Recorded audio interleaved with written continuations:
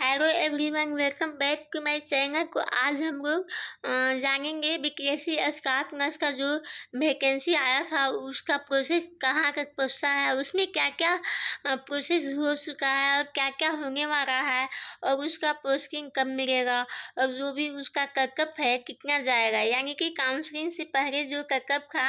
और आपका काउंसलिंग जो कटअप बनेगा उसमें क्या क्या डिफरेंसेस आएंगे। तो जैसा कि हम लोग जानते हैं कि जो बीपीएससी स्टाफ नर्स का वैकेंसी आया है उसका एग्ज़ाम हो चुका है, स्कोर कार्ड भी आ चुका है और उसका काउंसलिंग भी हो चुका है। ठीक है, तो काउंसलिंग के बाद क्या होगा? तो काउंसलिंग के बाद जो है अब नेक्स्ट स्टेप है कि उसका स्क्रूटनी होगा, जो कि 1 वीक के अंदर उसका डेट आ जाएगा और उसके बाद में स्क्रूटनी में जिसको जो प्रॉब्लम होगा उस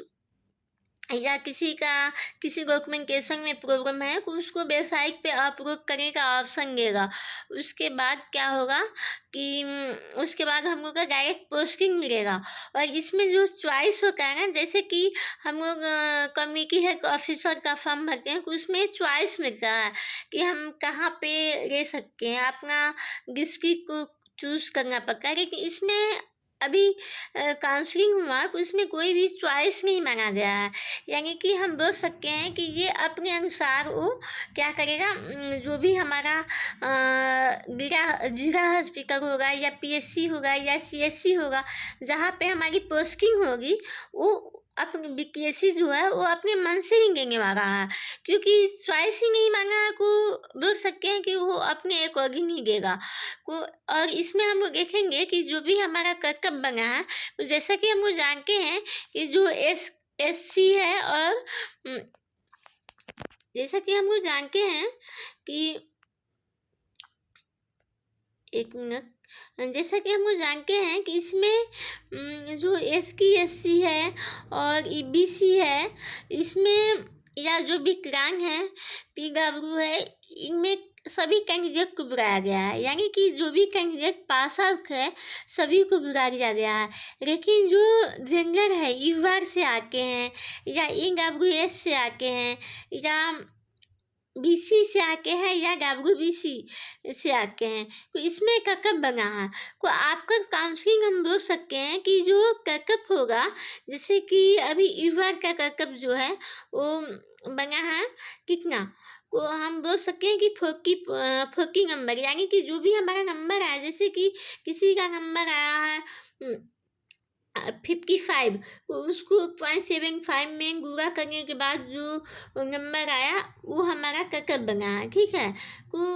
आपका काउंसलिंग ज़्यादा फर्क नहीं पड़ने वाला है, क्योंकि ईवार में को होगा, ईवार में 2-3 नंबर आगे पीछे हो सकता है, 2 नंबर बढ़ भी सकता है और घट भी सकता है, लेकिन यहाँ पे घटने का कोई चांस नहीं है, क्योंकि बहुत सारे ऐसे कैंडिडेट है जिनके पास 18 नंबर का एक्सपीरियंस है, 20 नंबर का एक्सपीरियंस है, यानी कि वो जो पहले से एनएसएम में स्टाफ नर्स का जॉब कर रहे हैं उन्हें एक्सपीरियंस का नंबर मिला है, मार्क्स मिला है। तो यहाँ पे क्या है कि जो युवा के लोग हैं, युवा के कैंडिडेट है, उसमें क्या होगा कि जो ककअप है वो बढ़ेगा और बीसी में भी बढ़ सकता है। और एक बात ये भी बता दें कि बहुत सारे ऐसे भी लोग हैं जिन्होंने आरजेएमएस में काम कर रहा है या कोई पटना एम्स में कॉन्ट्रैक्ट पे जॉब कर रहा है या कोई डीएसएसपी में कॉन्ट्रैक्ट पे है, वो सब भी कैंडिडेट जो है वो क्या किए हैं कि अपना एक्सपीरियंस लगाए, या जो कम्युनिटी हेल्थ ऑफिसर है सब ने अपना अपना एक्सपीरियंस लगा दिया है। उन सबको भी काउंसलिंग में क्या किया गया है, बुलाया गया है। लेकिन क्या बात ये है कि क्या सबको नंबर मिलेगा, यानी कि जो आईजीएमएस से बच्चे हैं या जो एम्स में कॉन्ट्रैक्ट पे जॉब कर रहे हैं या जो सीएसओ में हैं, अपना एक्सपीरियंस दे चुके हैं और काउंसलिंग भी करा चुके हैं, तो उन्हें एक्सपीरियंस मिलेगा या नहीं मिलेगा। तो यहाँ पे हम आपको ये बात बता दें कि यहाँ पे सभी को एक्सपीरियंस नहीं मिलने वाला है, एक्सपीरियंस उन्हीं को मिलेगा जो एनएसएम स्टाफ नर्स में जॉब कर रहे हैं, वो भी बिहार में, उन्हें क्या होगा, एक्सपीरियंस मिलेगा। बाकी किसी को भी एक्सपीरियंस नहीं मिलेगा। जैसे कि जो IGMS में काम कर रहे हैं कॉन्ट्रैक्ट पे, उन्हें एक्सपीरियंस नहीं मिलेगा, क्योंकि उनका जो ज्वाइनिंग है किसी कंपनी के थ्रू होता है, या जो एम्स में है वो सब क्या है, एक कंपनी के थ्रू, एक टेंडर के थ्रू काम कर रहे हैं, उन्हें कोई भी एक्सपीरियंस नहीं मिलेगा। और जो कम्युनिटी हेल्थ ऑफिसर है, CSO है, वो भी अपने एक्सपीरियंस लगाए हैं, उनको भी एक्सपीरियंस का लाभ नहीं मिलेगा, क्योंकि जो भी हम लोग का फॉर्म भरने का समय जो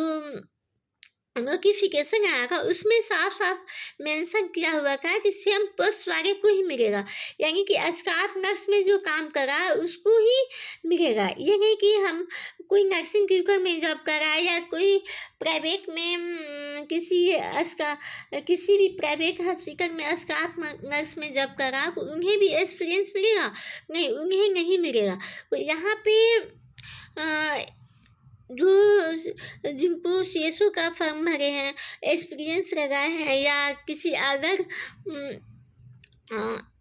अदर बोल सकते हैं, फॉर एग्जाम्पल IGMS, PMCS हो गया, या एम्स हो गया, या SSB हो गया, या किसी अदर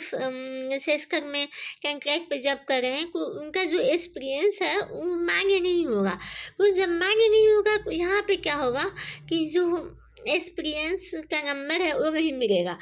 जब नंबर नहीं मिलेगा तो यहाँ पे जो कम भी होने का चांस है, ठीक है। यानी कि अगर जो ईवर है और EWS है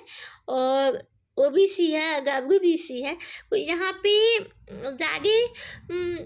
अंतर नहीं आएगा, या तो 1 नंबर या 2 नंबर बढ़ेगा, या 1 या 2 नंबर कम होगा। तो यहाँ पे घबराने की कोई ज़रूरत नहीं है। और जैसा कि हम लोग का बिहार गवर्नमेंट का जो कैलेंडर आया था उसमें दिया हुआ था, मेंशन किया हुआ था कि अगस्त में क्या होगा, ज्वाइनिंग होगा। वो हो सकता है अगस्त में हमारा ज्वाइनिंग हो जाए, या अभी